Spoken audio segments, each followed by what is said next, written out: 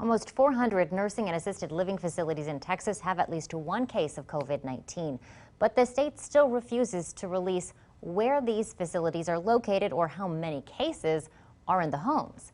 Now the federal government plans to release that information. KXAN investigator Avery Travis has more on how it'll work.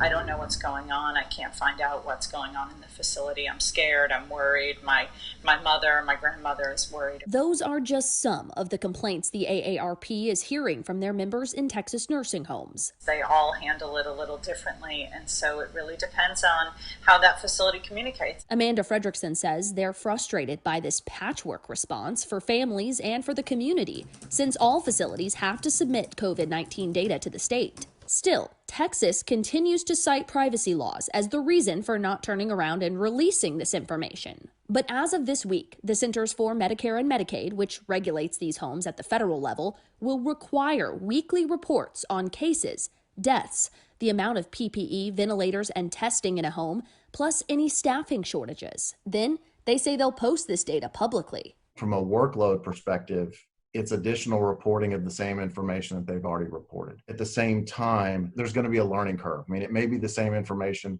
but it's not the same process. The Texas Healthcare Association is helping facilities navigate the new reporting system to get their data in by the deadline this Sunday. And if this additional information and by formatting this data in a different way helps public officials and helps to ensure that you have the adequate resources, then let's do it. Particularly with the vulnerability of this population, we cannot leave any stone unturned. These people just matter too much. The federal government says they plan to post their data online by the end of the month. Until then, KXAN will keep pressing the state to release their information sooner. Avery Travis, KXAN Investigates. The new federal reporting requirement was first announced back in April, but wasn't finalized until late last week. In response to questions about the delay in implementing it, the Centers for Medicare and Medicaid told NBC News that it is the first action of its kind in the agency's history, and added that it is committed to being more transparent. We've organized our nursing home coverage for you on a special page on our website, KXAN.com, to find a map of cases we have confirmed and our latest stories. Look under the Investigations tab.